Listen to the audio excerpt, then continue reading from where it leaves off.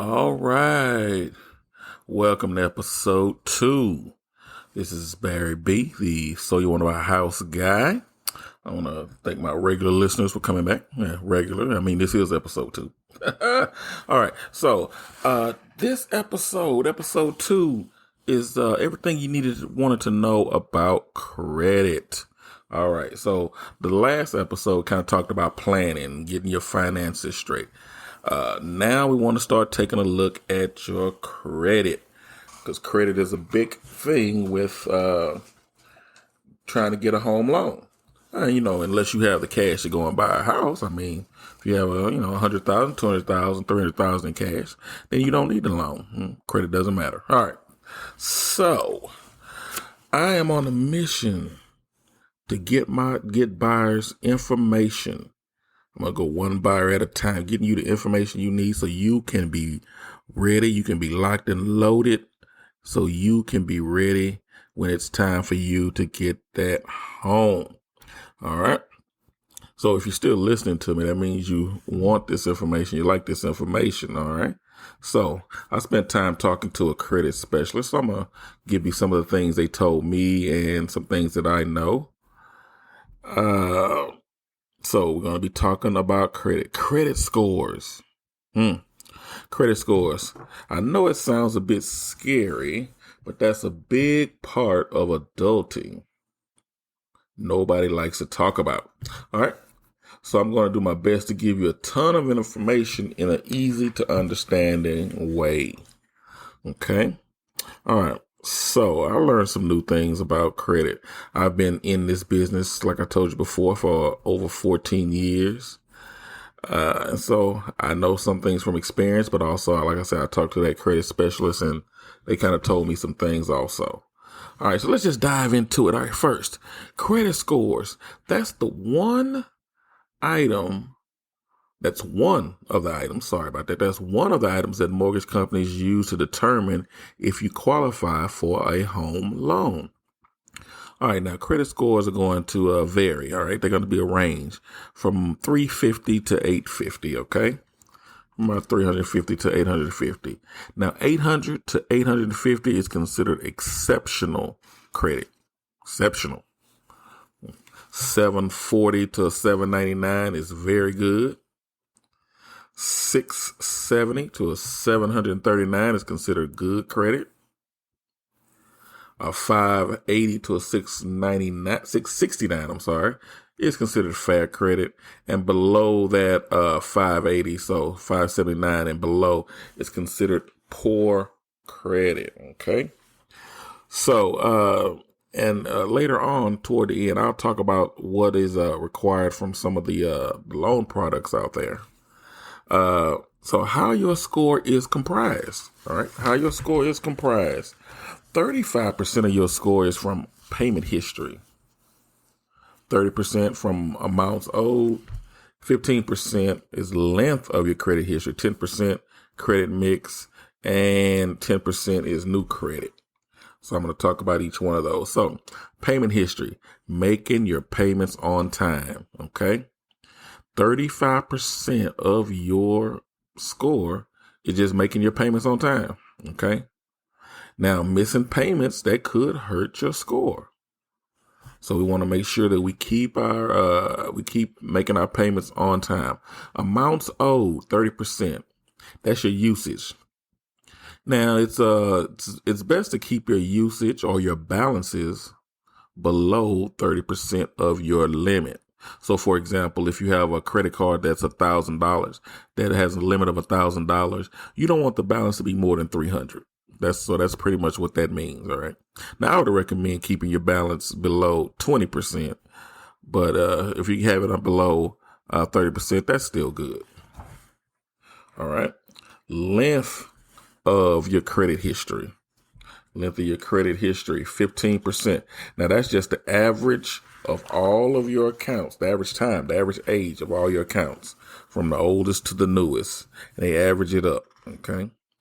Credit mix. Now, this credit mix is the different types of accounts that's on your credit report. There's two basic types. There's installment accounts That's your car loans, personal loans, your mortgage, okay? Revolving accounts, those are going to be your credit cards, okay? And you want to be able to show that you can manage both types of those accounts. And then the final thing, recent activity, new credit, or a lot of people call it inquiries. That's when you apply for a new credit card or some type of account or have it open. Okay. So we want to keep that low also. You don't want to have a bunch of inquiries. All right. Now here's a little trick that I like to give people. You can apply for the same type of credit multiple times and it won't hurt your score. So for example, if you're shopping for a car and you go to one dealership and they run your credit, then you go to another dealership and they run your credit. Okay. Even though they ran it, it's been run twice, it won't hurt you. Okay. Because they know that you're shopping cars. So that's a big myth. A lot of people, when I talk with them, and first thing they say is, I don't want my credit run. Okay, well, number one, the lender's going to have to run your credit to check to see if your credit is good enough, see if you qualify. And number two, it is not going to hurt your score. If a lender sees 2 or 3 inquiries from a lender from another lender, it's not going to hurt you. They know that you're shopping around for better loans. Okay. So that's a big myth. I hear that a lot. I don't want all that hitting my credit. Well, yeah, they're gonna have to run it.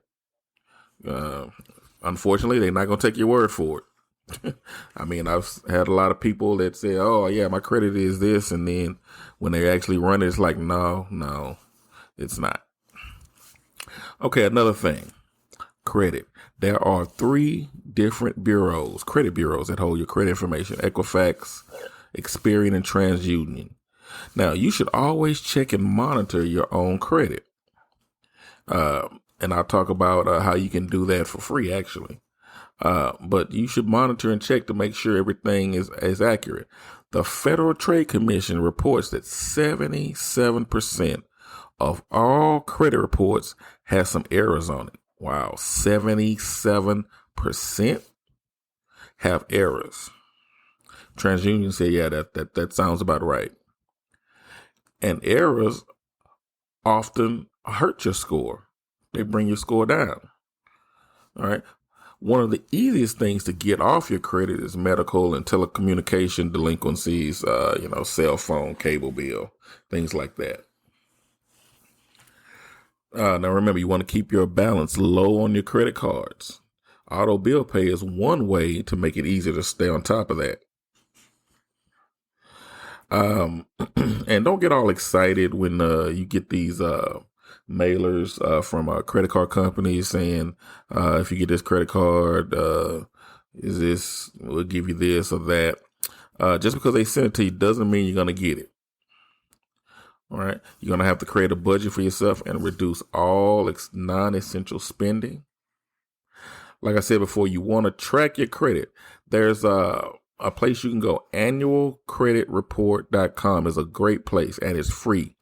You can get your credit report for free once a year, and then you can look at it and see if there's any inaccuracies. And inaccuracies, that could be dates, that can be addresses, bills that are or accounts that are on your credit that's not yours. That was a long time ago. I had something on my account from some company, and I was like, I don't even know who these people are, and I got it taken off. So, and that one thing was hurting my score a lot, but we got it taken off. So you always want to check, know what's going on with your credit. Okay. All right. Another thing, don't let your accounts get past due. And when you see incorrect information, you can dispute it. And disputing, I'll talk about, you can do it yourself, or you can get with a credit specialist to help you dispute accounts. Now, one thing that's important is not to close accounts. Remember, back to that percentage of your score, your history was 15%. So you don't want to close accounts. I mean, so if you pay and get that balance really low, don't close the account, okay? Because that actually can bring your score down. All right, so I found out from and also one thing, you want to keep a balance on your cards. I mean, whether it's $5 or $3 or $10, $20, you want to keep a balance on that. I found out from this credit specialist that, say, if you had a $10,000 credit card with a zero balance, and you keep that zero balance for 6 months, that actually lowers your credit score, even though you're not using it. And it's actually lowering your credit score. So don't keep a zero balance. And so you can dispute items. There are ways that you can dispute. You can go to the credit bureaus if you see something inaccurate, or you can go to a credit specialist and you can pay someone to get those inaccuracies off. Like I say, that will help your credit score immensely. They have what's called rapid rescore, and you want to talk to your lender to see if they offer that. Now, that's when mistakes are corrected on your credit report. They can perform what's called a rapid rescore, where they rescore you, and you'll most likely get a better, higher score on your credit. Now, some of the requirements for FHA loans, and FHA loans are government guaranteed loans to the lender. They usually involve a lower credit requirement and a lower down payment. So with an FHA loan, a 580 or plus, you can qualify, or it can get you in the door. Conventional loans, which are not backed by the government, they usually start around 620 and up. And a lot of times those down payments are 5 or 10%. Now, if your score isn't there, like I said, it's things you can do. You can go and you can dispute on your own anything that's inaccurate. You want to keep those balances below 30%, or you can hire a credit specialist to do that job for you. Okay. All right. So that's about it for understanding our credit. All right. You want to play this podcast again, you can share it with your friends. Play it over and over. Also, if you have any questions, you can email me at barryb@kw.com,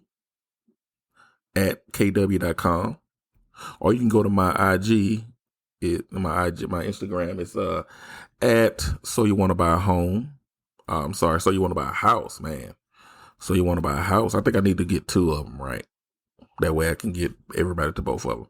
Hit the subscribe button, share with your friends, listen again. Okay. You can also get me on Facebook, Homes by Barry B. My website, homesbybarryb.com.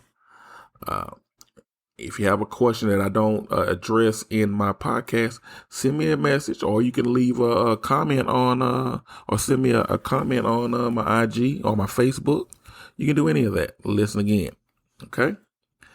So now the next episode, I'm going to get into talking about getting pre-approved for that loan. So we kind of talked about planning.